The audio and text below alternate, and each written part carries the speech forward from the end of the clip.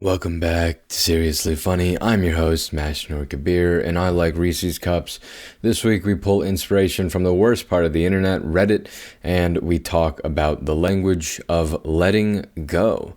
So first, yes, I saw this post on Reddit on r/Buddhism from the user Kumogate, and the title of the post was, "Does anyone find, quote, letting go, end quote, language to be unhelpful?" I'm a jerk, so I'm going to blatantly use this post for my podcast episode that starts with reading the post to you. So here it goes. Quote, "Let go of ego, let go of attachment, let go of craving," end quote. To be fair, I see this sentiment expressed more commonly by beginners from, quote, Western, end quote, countries, more so than the good Buddhist teachers. I'm sure this, quote, letting go, end quote, language comes from somewhere, but I can't personally place it. It just seems one of those things that's become attached to the religion that just won't go away. I don't think, quote, letting go, end quote, is really something we do. There's a momentum behind all of our behaviors, and like a river bursting its bank, we can't just, quote, stop, end quote. Change seems to require intentional, sustained awareness directed toward replacement behaviors. One does not, quote, let go, end quote, of attachments. One chooses to focus on metta, for example. You replace one behavior with another, rather than try to force your mind to just stop doing something as though your mind were a car and you were slamming on the brakes. I don't think you can really, quote, let go, end quote, of your ego, but you can choose to become more aware of the ways in which your mind might put your own gratification ahead of choosing humility. I think the idea of, quote, letting go, end quote, has a built-in guilt mechanic. If you're still engulfed in selfishness despite wanting to let go, then maybe there will be temptation to start to feel guilty about, which isn't very useful because it's a guilt that still revolves around the self and is therefore a kind of vanity. Perhaps for those who are operating under the idea that you can, quote, let go, end quote, of anything, it may be more useful to think of it more like, quote, changing course, end quote. All of this is just off the top of my head, stream of consciousness, so it's not nearly as well thought out as it probably could be. I was just hoping to throw this out there to see what kind of discussion it might drum up. Please accept my apologies for probably not being nearly as clearly worded as I could probably be if I spent more time crafting this post and thinking this through. I'm not a teacher or an author or anyone else with any kind of expertise. These are just my, quote, top of the morning thoughts, end quote. Thank you, end quote. No, Kumagate, thank you for giving me something to talk about this week. So yes, letting go. I've told you about Vairagya. I'm sure one day we'll talk about Viagra, and I've talked about detachment quite a bit. So similar to the question we asked a few weeks ago, quote, should you be enlightened, end quote, we now look at can you let go. And as I say this, I'm realizing that I talked a little bit about this in the previous episode, but you probably weren't paying attention anyways, but you're paying attention to this one, right?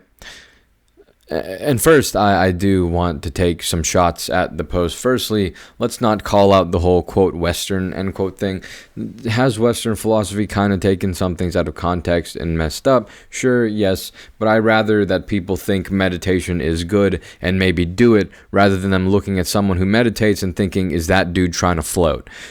Alan Watts has done some incredible work bringing Western or Eastern philosophy into the West, and he may not have done a perfect job, but I think it's fine. Moreover, judging people for, quote, doing Buddhism the wrong way, end quote, fundamentally goes against the whole being enlightened thing, so let's calm down there. Pull the brakes, Thomas the Train, because apparently you don't want to let go of the gas. But with that, what does it mean to let go? And we've talked about detachment before. It's to,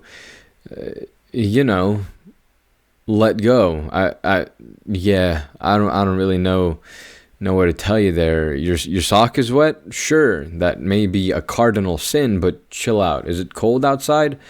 It sucks. Wear a jacket. Don't get upset at Mother Nature, because guess what? Your species is the one killing it. Unless you're a cat listening to this, in which case, meow. But letting go is simply the act of being unaffected by things. If you hold on to a lot of stuff, you will drown. It's how anchors work, actually. So to not drown, you let go. Unlike magic, you'll start floating upwards. You don't even have to do anything. You'll just start floating up. And all you have to do is take all of that stuff you're holding on to and drop it. Say, I'm done. And in order to do that, you probably first have to be detached from all of those things. Letting go is hard, and if you've ever tried minimalism, that's the reason that you tried it and you didn't succeed. You wanted to let go, but you were too attached. In the post, Kumage talks about letting go as if it's this super hard thing to do because we have all this inertia that's involved in keeping everything going. But I think he's looking at it from the wrong angle. Inertia is a thing that I think I have talked about and we'll talk about more. But if you have an addiction, for example, can you simply let go of the addiction? No, not really. That's not how it works. It would be really good if you could. That would be awesome. And some people do. Some people can. But it's not easy, and honestly, it's not really recommended. Withdrawal kind of sucks. But some people probably do talk about, quote, letting go, end quote, in those scenarios. But what you're letting go of, and stay with me, this is going to be crazy, isn't the addiction. You're letting go of the fact that you're addicted. Does that sound like I'm simply supporting your endeavors in being addicted? Yes. But let's go back to that anchor analogy.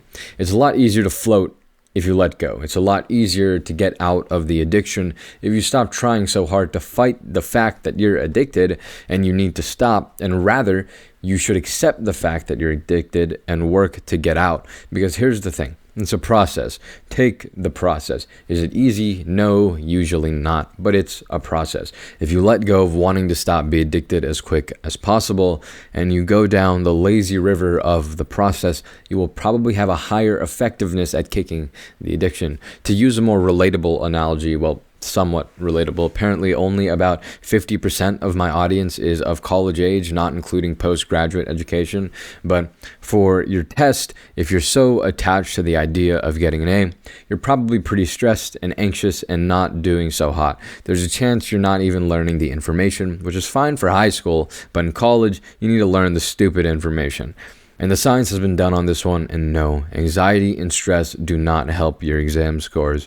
Rather, if you let go of getting an A, and if you simply work on doing your best, you'll perform much better and much calmer. You may not get to sage levels of zero anxiety and stress, but you'll have much better and much healthier levels of anxiety and stress, because you never know if you'll get an A. You will sometimes, maybe, but what you do have control over is doing the best you can. Letting go is a super, very broad statement. It means truly letting go of the big picture. Does it sometimes include the small things? Yes. As Kumage said at the beginning of this post, after enlightenment, you should probably, you won't have an ego or attachment or craving or desire or anything good at all, really. This is true. So should you let go of everything is then the question. Maybe, yeah. If you can, go for it. I'm not going to stop you. And a lot of things in life you really should let go of, because here's the thing. Your broken heart isn't going to heal if you put yourself in a bottle. Let go of your video games. Let go of the stupid things you hoard in your garage. It's just sad, all right? But here's the thing. If I told you how the Buddha was, and I told you about what the Buddha was like and what he acted like, and I do, that's half of my podcast, really, and you listened to what I said, and you lived in the same way that the Buddha did in his robe, his traveling, his meditating, you even got the same begging bowl as he did, would you become enlightened? No, probably not. And the reason for that is also something that we talked about in learning versus understanding versus integrating. You can integrate all of it, but here's the thing. That won't make you enlightened, unfortunately. You can try to let go of your ego, attachment, and everything good in life. Go for it. I'm not going to stop you. But that won't make you feel better. Well, some parts of it might, but overall, it'll probably be a garbage experience, because you can do all the right things and never get the right answer. If college has taught me anything, that's it. You can do all the right things and not get the right answer. You need to understand why these things, ego, video video games, my MacBook that comes in a week, why all of those things don't matter and why they're not necessary to hold on to. And then automatically you'll let go. You're not letting go in order to understand. You let go after you understand. It's an effect, not a cause. Although that may not hold true for everything in life. Some things you do need to do or experience in order to understand, but in this case, no. But the final question is, should you just let go? Should you? Yes, you should. You'll be happier, but you probably can't. You probably can't just let go, and that's okay. One of my really good friends here at college lost his father not long ago, and I asked him, quote, name a friend. If you could remove all the memories you have of your dad, in turn making it so all the pain you felt when you thought about him disappeared, would you? End quote. And he very quickly answered no. Should he let go? Maybe. Maybe he'd have less moments of sadness if he did. But will he? He said no. Would I ever sit there and talk to him about the psychological and spiritual benefits of letting go? As a joke, because I'm a terrible person? Maybe. But seriously, no, I wouldn't. At least not at this point in my life. That would have been different if you asked me a few years ago.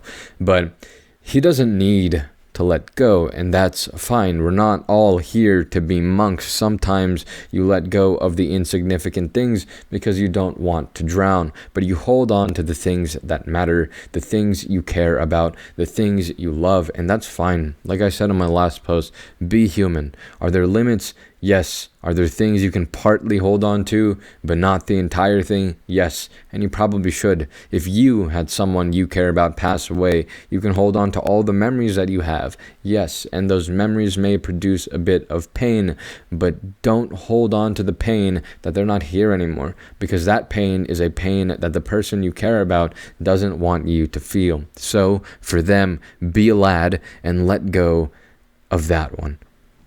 Do them that favor, because if they cared about you too, the last thing they would want is for you to suffer because of them. So yes, you should let go, but will you? Probably not. Not of everything, at least. And as you grow and you learn and all the other condescending stuff, as I, as a 2-year-old, can tell you, you will hopefully come to let more and more things go.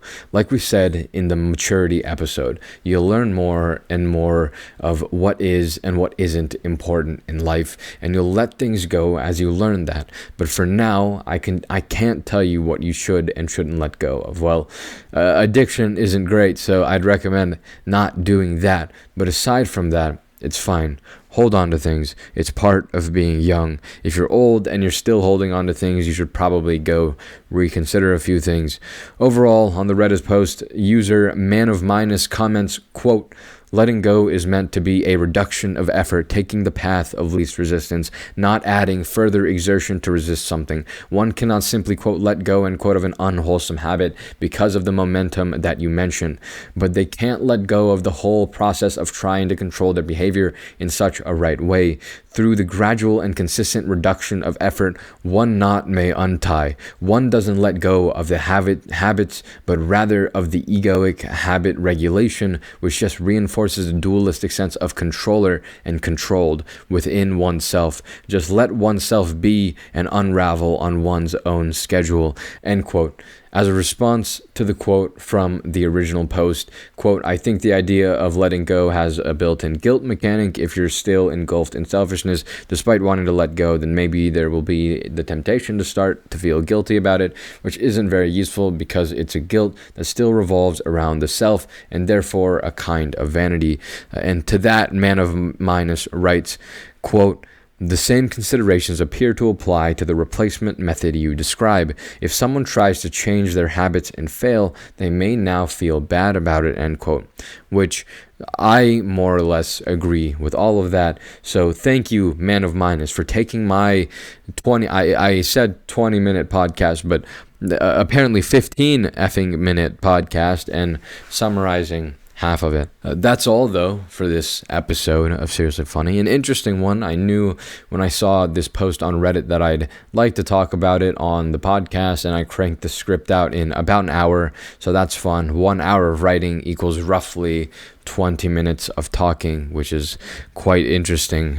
Come on, man. Can't I do like 20 minutes for 20 minutes? That would be nice. But, sometimes you can get you can knock out a script in probably 45 minutes if my typing speed agrees with me, and you need to know what you're typing about. So it's like I just finished taking a shower and I thought about everything I was going to write.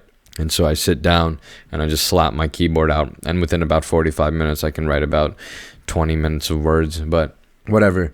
I finished Girlfriend. It's the same as what I said in the other episodes. Funny, and that's about it. It's funny. There's not much more to give it. It's not very depth or deep.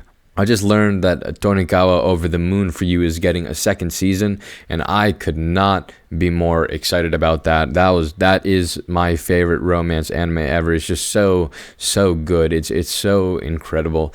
School still sucks balls, and yeah, what are you gonna do? Hopefully I don't fail. That's all I need. That's all I want. And my MacBook has indeed shipped, which is awesome. That means there is a MacBook with my name on it in the ether. But I don't know when it's gonna come. Apple says November 15th. USPS said November 8th, November 8th, which is when I'm recording this tomorrow. That's not going to happen because like a day ago it just shipped on, I think, a plane from like Zhengzhou, China. I definitely did not pronounce that right, but from China. And so that means that the plane is probably going to go over to California, and then it has to cross the entire United States to come get over to me.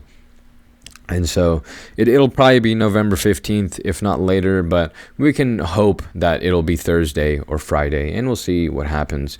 But yeah, I ordered and received my laptop sleeve for the MacBook, and if the MacBook is that size, it's going to be so nice. I'm super ecstatic for the MacBook to arrive, but I wish my D-brand skin would arrive sometime soon, though. It's still on pre-order, but I recently just saw that they said it should ship in November, so sometime this month. So hopefully within the next week. That would be really cool. If not, I don't know, but yeah, once my laptop comes and I throw it in the sleeve, I'll give a quick review or shout out to the laptop sleeve if anyone else wants it. My number one criteria was that it was black, of course, and then my second criteria was that I wanted it to open from the top, like vertically, instead of opening from like the side where you'd like pull out the laptop by its hinge. Like I wanted it to be so that if I open my backpack, I could just slide my laptop out of it rather than